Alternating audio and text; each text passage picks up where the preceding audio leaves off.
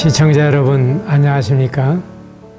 오늘 이 시간에는 성경으로 성경을, 성경을 성경으로 강의하는 성경 개요 시간입니다. 예수 그리스도를 초점으로, 그리고 창세기로부터 계시록에 나타나 있는 이 구속의 원리를, 또한 신약교회의 신비를, 이 하나님의 경륜을 밝혀 나가고 싶습니다. 우리는 오늘 이 시간에 레위기를 상고하게 될 터인데, 이 레위기는 바로 예배에 관한 책입니다. 모세오경이라고 흔히 불려지는데, 모세 5권에 기록한 책이 있습니다. 창세기, 출애굽기, 레위기, 민수기, 신명기입니다. 그런데 이 5권의 책 가운데에서 다 책을 주신 목적이 있습니다.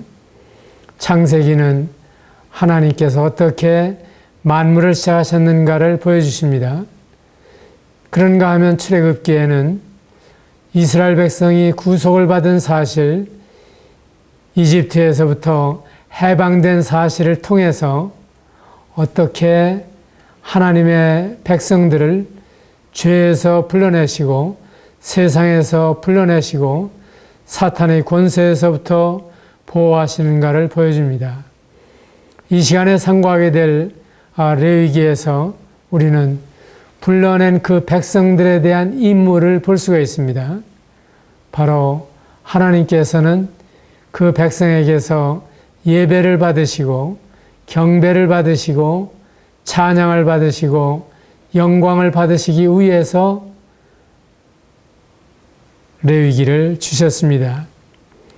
그래서 우리는 레위기라고 하는 말 가운데에서 하나님을 섬기고 경배하는 데에 바로 가장 섬기는 일 복판에 있었던 아론의 자손들, 그 가운데에서도 레위인들을, 그리고 어떻게 예배를 드리며 어떻게 봉사할 것인가, 그들이 지켜야 할 절기는 무엇이며 그들이 행해야 될 제사들은 어떠한 것이 있는가를 보여주시기 위해서 레위기라고 하는 책 이름이 붙어 있습니다. 그래서 이 레위기를 우리가 살펴보게 될 때 구원을 받은 하나님의 백성들이 어떻게 예배할 것인가를 보여주고 있습니다. 그래서 레위기에는 처음부터 번제라든가 소제라든가 또한 화목제라든가 속죄제, 속건제 등등의 제사에 대해서 말씀하시고, 또 조금 지나가게 되면 유월절, 무교절, 초실절, 오순절, 그리고 속죄일, 나팔절, 초막절 등등의 절기에 관해서도 말씀해 주십니다. 우리는 성경에서 영생을 얻는 줄 생각하고 이 성경을 상고하거니와 이 성경이 바로 예수 그리스도에 관해서 말씀해 주신다고 하는 사실을 알고 있습니다. 그래서 우리는 이 레위기를 살펴보면서 레위기가 말씀하시는 예수 그리스도를 여러분들이 발견하실 수 있게 되기를 바랍니다. 그래서 이 레위기가 기록되는 동안에는 이스라엘 백성들이 광야에서 전혀 움직이지 아니하고 이 말씀을 받고 기록하고 있는 것을 우리는 알게 되는 것입니다. 우리가 레위기의 내용을 간단히 살펴본다고 하면은 하나님께서 요구하시는 5가지 제사에 대해서 1장부터 7장에 걸쳐 기록되어 있습니다. 그리고 11장부터 17장까지에는 이 거룩해지기 위해서 어떠한 규례들을 지켜야 하는가를 말씀해 주십니다. 그리고 11장부터 17장까지에는 마땅히 거룩한 백성들이 해야 할 일과 하지 말아야 할 일들을 말씀해 주십니다. 그리고 18장에서 22장에는 거룩한 백성들의 다양한 인간관계에 대해서 말씀해 주시고 23장에는 집중적으로 일곱절기에 대해서 말씀하신 다음에 24장에서 27장에는 거룩에 따르는 규례를 말씀하십니다. 이처럼 레위기의 주제는 또한 거룩이라고 말씀을 드릴 수가 있습니다. 그런데 우리는 거룩에 대해서 착각하는 부분이 있습니다. 바로 우리가 얼마나 성실해야 되고 얼마나 착해야 되고 얼마나 정직해야 되고 얼마나 의로워야 되고 이러한 것이 마치 우리의 거룩인 것처럼 생각합니다.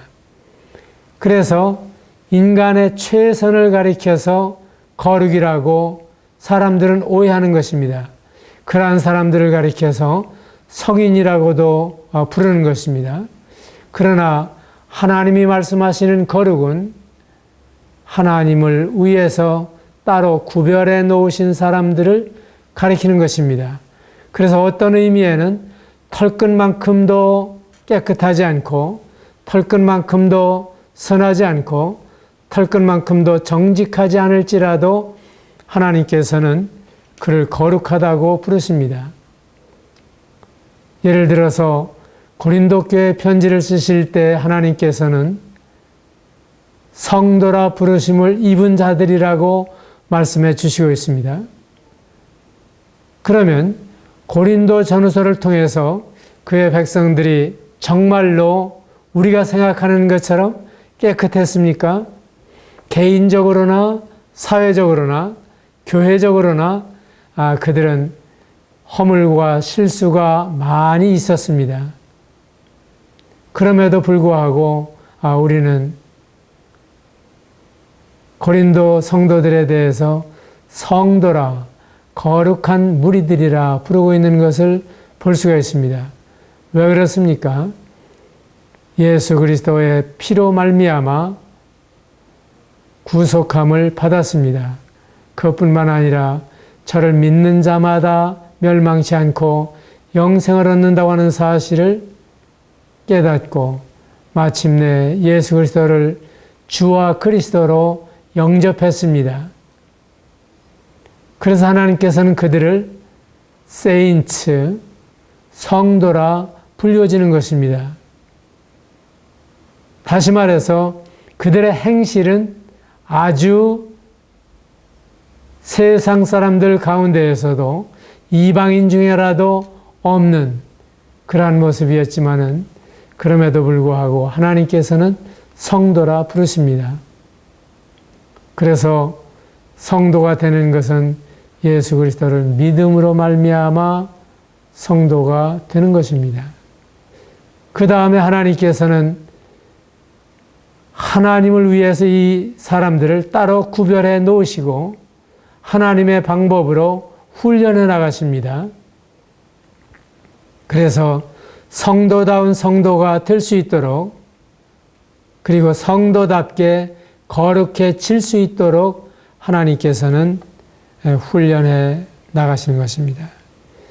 이러한 점에서 보게 될 때 우린 거룩이라고 하는 말씀에 대해서 오해가 없으시기를 바랍니다. 1차적으로는 신분상의 거룩입니다. 우리는 의롭다함을 받았습니다. 하나님의 자녀가 되었습니다. 죄 용서함을 받았습니다. 그래서 우리는 거룩한 자들입니다. 그런데 그 거룩한 자들은 바로 하나님을 위해서 따로 구별해 놓았기 때문에 하나님께서는 실제적으로도 깨끗하기를 원하시고 실제적으로도 정직하기를 원하시고 실제적으로도 정의롭기를 기대하십니다. 바로 이것이 상태요 처신입니다. 그래서 그리스도는 바로 우리에게 거룩함과 의로움이 되셨고 그리고 성령께서는 날마다 거룩해진 자들을 다시 새롭게 그리스도의 형상을 닮아가도록 그리고 하나님에 이르기까지 우리들을 다스려 나가시는 것입니다.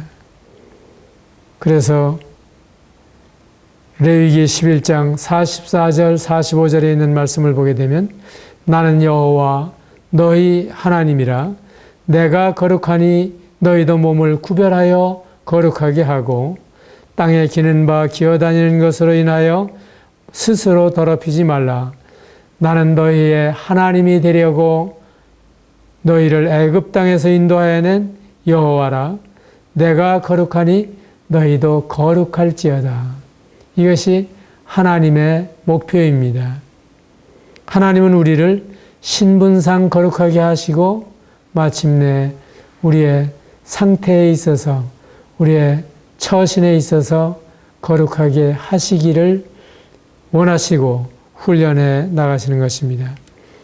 이 말씀에 대해서 베드로전서 1장 16절은 기록되었으되 내가 거룩하니 너희도 거룩할지어다 하셨느니라. 그래서 하나님의 뜻은 이것이니 너희의 거룩함이니라.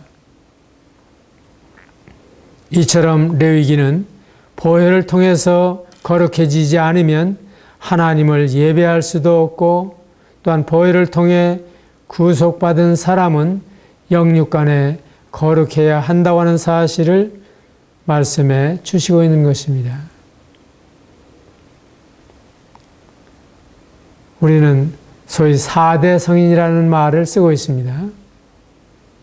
그러나 이와 같을 때 사용하고 있는 말은 인생 가운데에서 탁월한 도덕성을 가지고 있는 사람, 그리고 탁월한 깨달음을 가지고 있는 사람을 가리키는 말이지만은 그 가운데에서 예수 그리스도는 천례적으로 거룩하신 분이시요. 그리고 거룩한 그 하나님께서는 전혀 오염될 수 없는 분이십니다. 그러나 저는 소위 성인이라고 하는 분들 가운데에서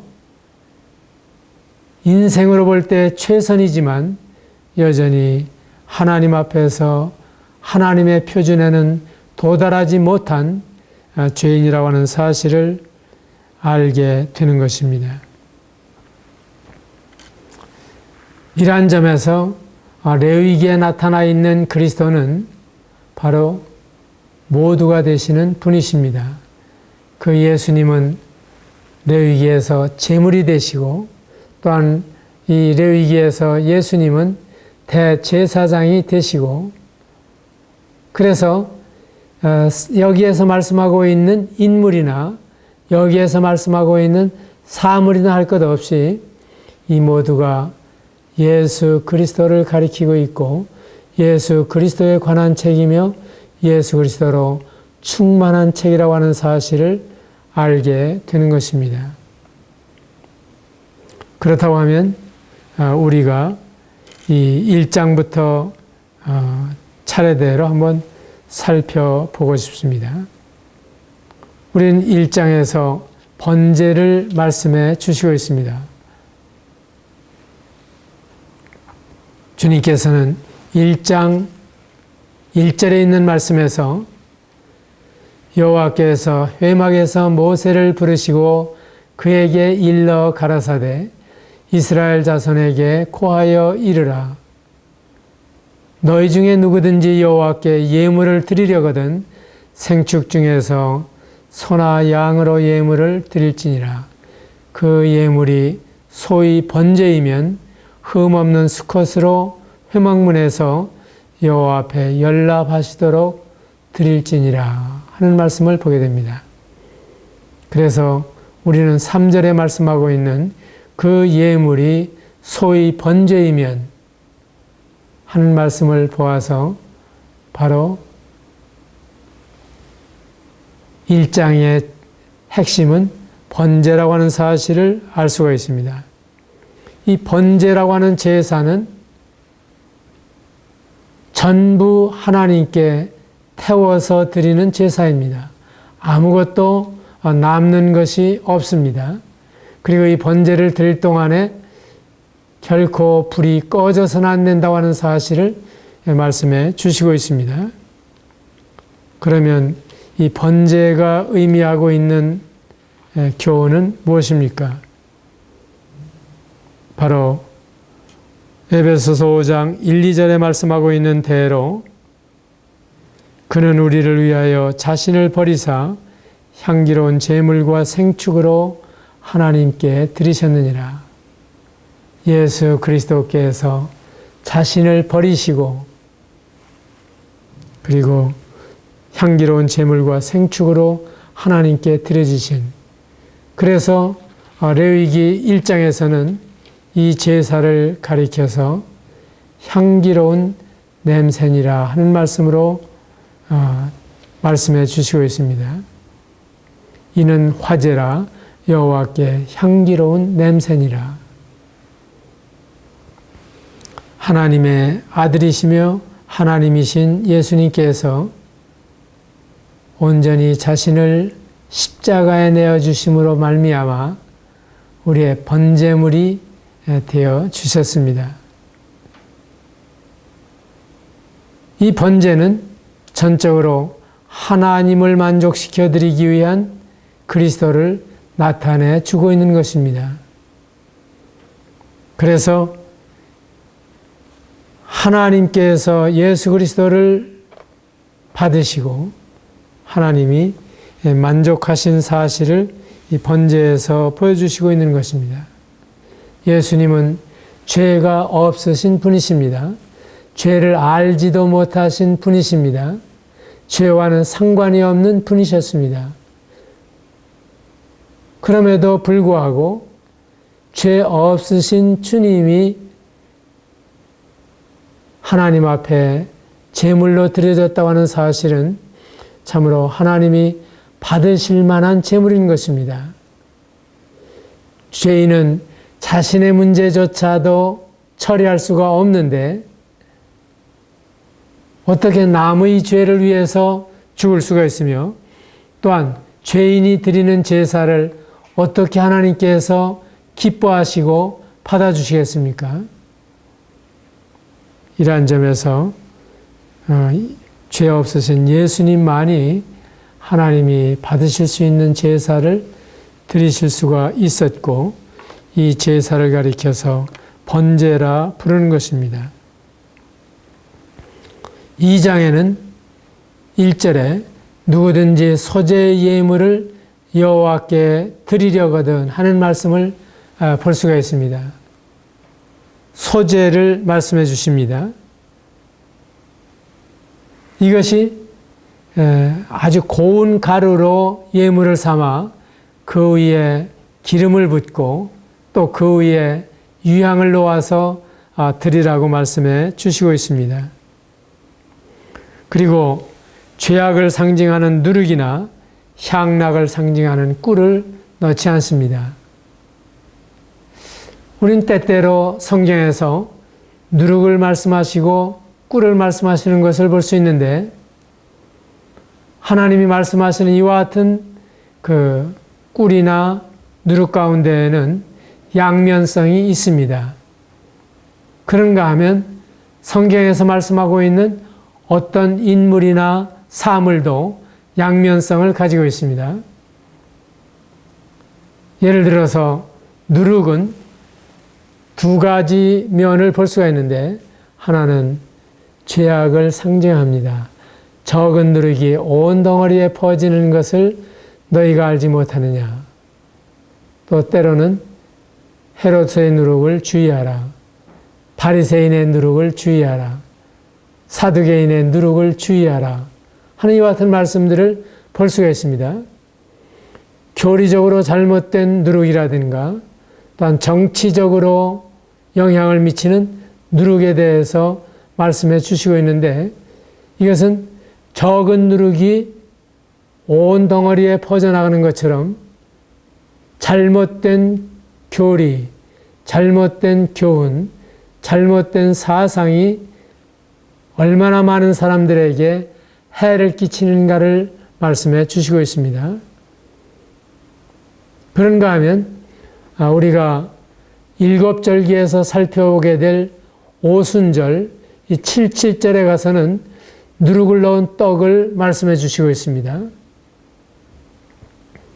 이때의 떡은 바로 하나님의 복음이 유대인이나 이방인이나 할 것 없이 땅끝까지 부풀어 올라가는, 확장되는 이러한 사실을 말씀해 주시고 있는 것입니다.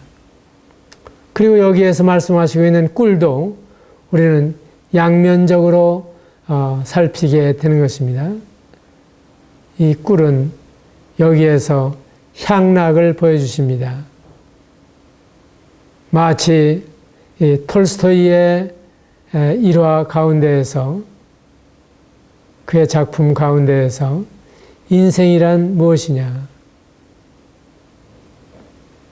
막다른 절벽까지 쫓겨온 한 사람이 이제는 칡넝쿨을 부여잡고 매달려 있습니다. 그러한 가운데에서 밑에는 천야마냐한 절벽 아래에 아주 커다란 이 바다 웅덩이가 자리 잡고 있고, 거기에 악어가 입을 벌리고 떨어지기만 하면 삼키겠다고 으르릉대고 있습니다. 그런가 하면 이 칡넝쿨을 붙잡고 있는 이 사람의 칡을 흰 쥐와 검은 쥐가 조금씩 쏘아 먹고 있는 것입니다. 언젠가 이 칡넝쿨이 뚝 끊어질런지 모릅니다. 그러한 상황 가운데에서 이 쫓겨왔던 사람은 그 칡넝쿨밖에는 붙잡을 것이 없는 상황에서 위에서 떨어지는 이 석청을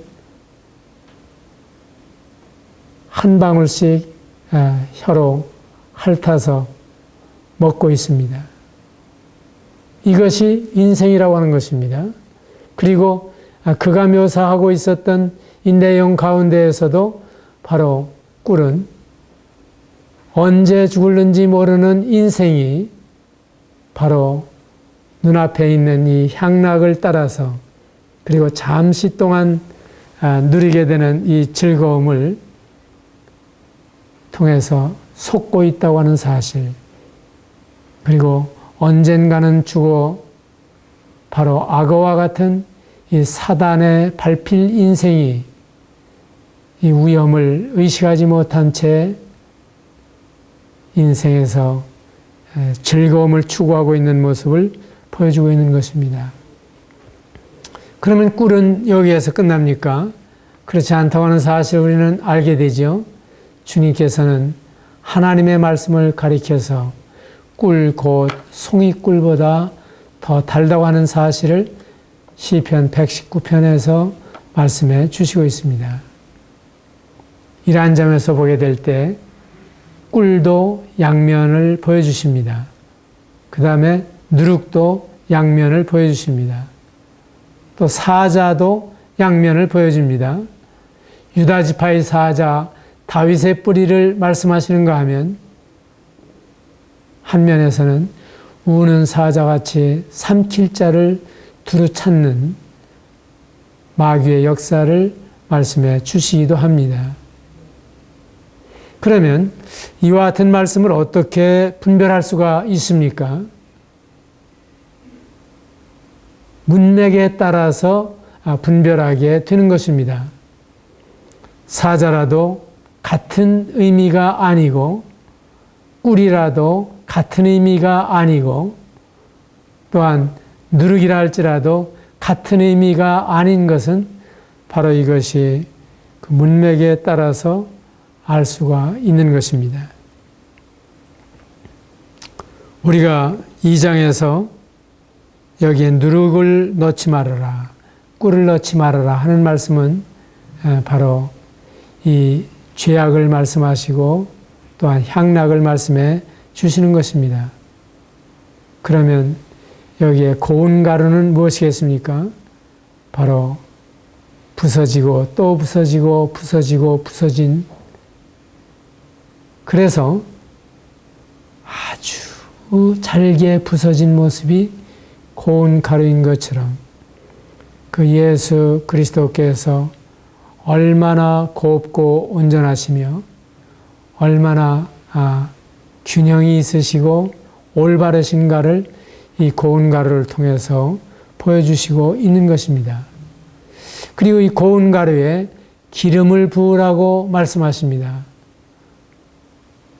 우리는 기름이 성령을 가리키신다고 하는 사실을 알고 있습니다. 그래서 주님께서 침례를 받으시고 물에서 올라오실 때 하늘이 열리고 하나님의 성령이 그 위에 임하여 계시더니, 그래서 예수님의 공생의 출발부터 성령께서 함께 하시는 것을 볼 수가 있습니다.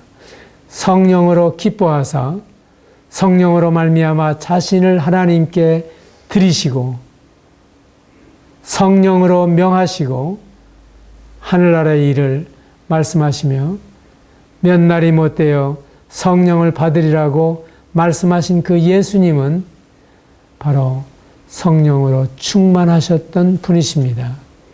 그래서 이 고운 가루도 예수님을 가리키고 있는 것이요, 그 고운 가루에 기름을 부으라고 말씀하신 것은 바로 성령으로 충만하신 분이었던 예수 그리스도를, 그리고 누룩이 전혀 들어가지 말아야 된다고 하는 사실은 예수님처럼 흠없는 분이 없다고 하는 사실을, 그리고 거기에 꿀을 넣지 말라고 말씀하신 것은 예수 그리스도야말로 하나님의 뜻을 이루기 위해서 털끝만큼도 자신을 기쁘게 하시지 않으신 분이라고 하는 사실을 보여주시고 있는 것이 바로 이 소재입니다.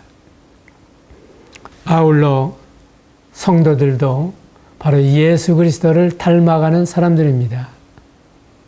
하나님의 성품에 참여하는 자가 되었다고 하면 이제는 누룩을 제거하시고, 그리고 이 꿀의 향락에 머물지 마시고, 또한 기름처럼 성령님의 힘입어서 예수 그리스도의 향기를 나타내야 하는 것입니다. 바로 이것이 2장에서 말씀하고 있는 소재의 의미라고 분별이 됩니다. 우리는 3장에서 사람이 만일 화목제의 희생을 예물로 드리되 하는 말씀을 볼 수가 있습니다. 이 3장의 화목제는 우리의 화목제물이 되신 예수 그리스도를 가리키고 있는 것입니다. 우리가 에베소서 2장 11절 이하에 있는 말씀을 보게 되면 바로 그는 우리의 화평이신지라 둘로 하나를 만드사 중간에 막힌 담을 허리셨다고 말씀해 주시고 있습니다. 그리고 원수된 것 곧 의문에 속한 계명의 율법을 예수님의 육체로 폐하셨습니다. 이는 바로 유대인이나 이방인이나 할 것 없이 예수 그리스도 안에서 한 새 사람을 지어 화평하게 하시고 또 십자가로 이 둘을 하나님과 화목하게 하시기 위해서 예수님이 죽으셨다고 말씀해 주시고 있는 것입니다. 그래서 예수님의 죽으심은 번제의 의미를 가지고 있습니다. 그리고 예수님의 일상생활 속에서는 소재와 같이 참으로 깨끗하게 하나님의 향기로운 제물로 살아가셨다고 하는 사실을 말씀해 주십니다. 화목제를 통해서 우리는 예수 그리스도께서 유대인이나 이방인이나 할 것 없이 화목하게 하셨을 뿐만 아니라 또한 하나님과도 화목하게 하시는 이러한 제물이 되셨었던 사실을 말씀해 주시고 있는 것입니다. 그는 우리의 화평이신지라. 바로 둘로 하나를 만드셨다고 말씀해 주시고, 그리고 한 몸으로 하나님과 화목하게 하셨다고 말씀해 주신 대로입니다. 4장에 있는 말씀을 보게 되면 속죄제에 대해서 말씀해 주시고 있습니다. 바로 속죄라고 하는 말씀이 의미하고 있는 것은 죄 용서함을 받는다고 하는 말씀입니다.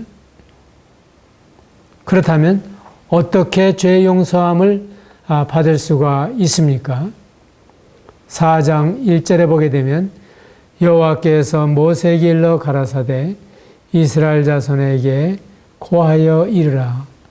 누구든지 여호와의 금령 중 하나라도 그릇 범하였으되 그 범한 죄를 인하여 흠없는 수송아지로 속죄 제물을 삼아 여호와께 드리라 하는 말씀을 볼 수가 있습니다.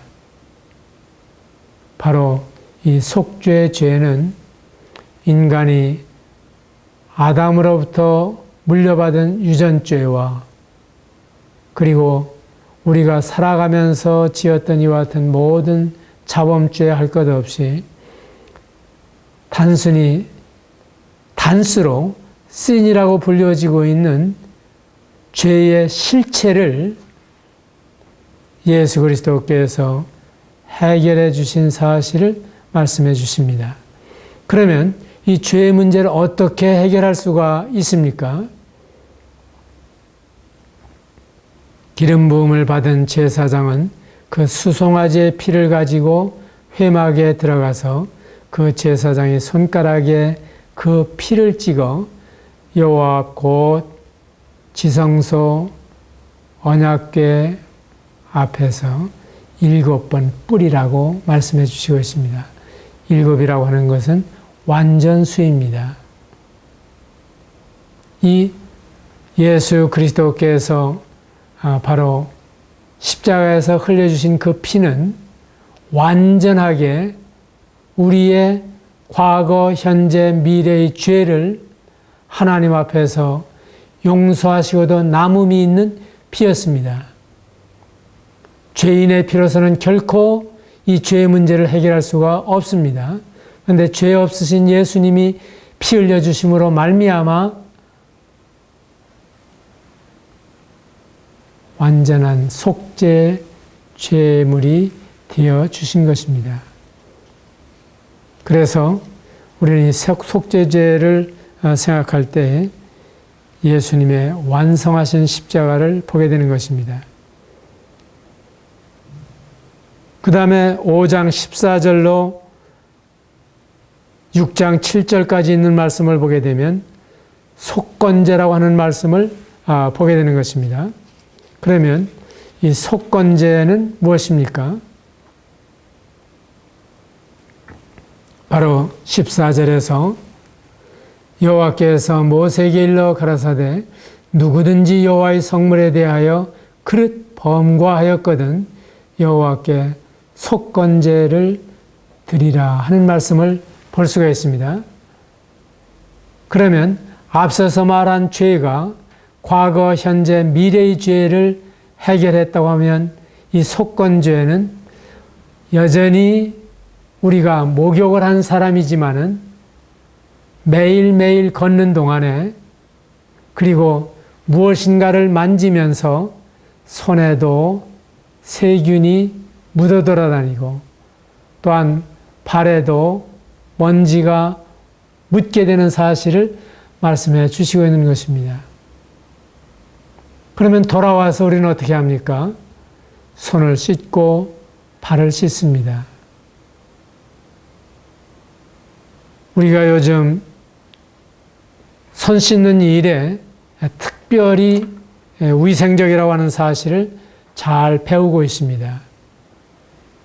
어떠한 경우에라 할지라도 이 손은 쉴 새 없이 무엇인가를 만지고 접촉을 하게 되는데 그런데 우리가 보이지 않는 이 균들이 공기 가운데에서나 그리고 우리가 만지는 모든 물체 가운데에 넘치게 있는 것입니다.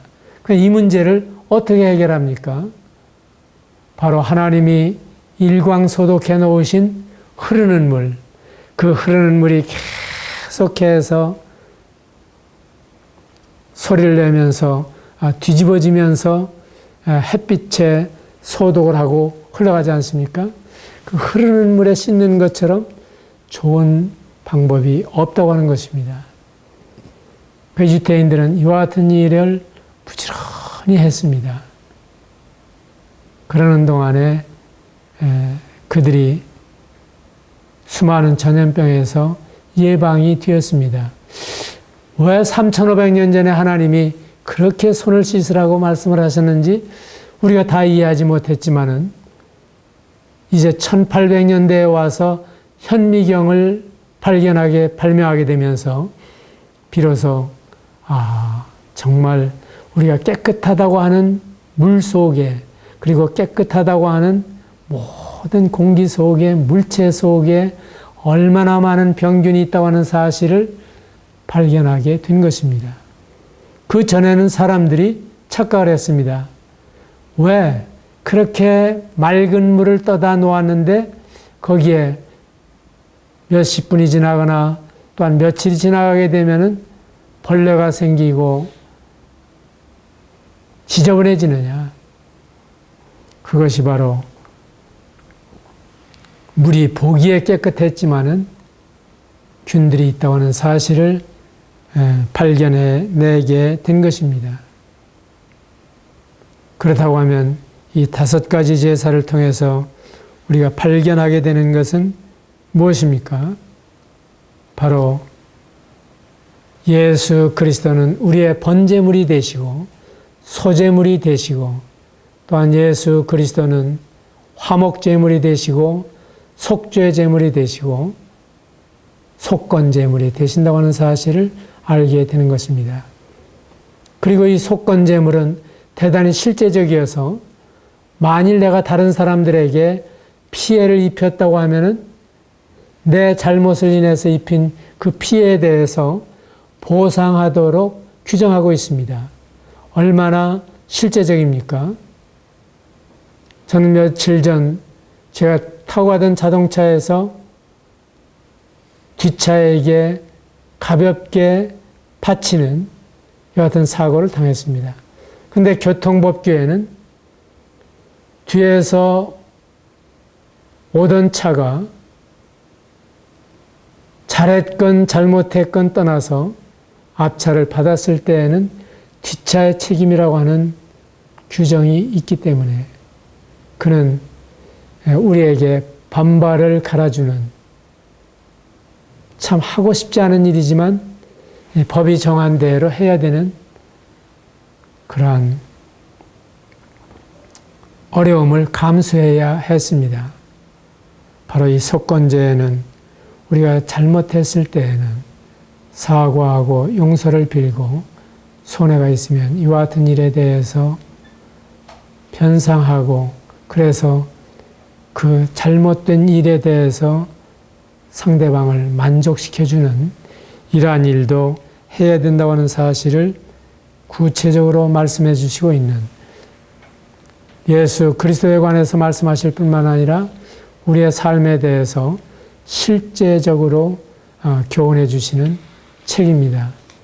이것이 수천 년 전에 모세를 통해서 우리에게 주셨다고 하는 사실은 우리가 어떻게 살아가야 될 것인가를 잘 보여주시고 있는 놀라운 말씀입니다. 아무쪼록 이 5가지 제사를 통해서 여러분들이 합당한 교훈을 받으시고 그리고 삶에 적용할 수 있게 되기를 바랍니다. 감사합니다.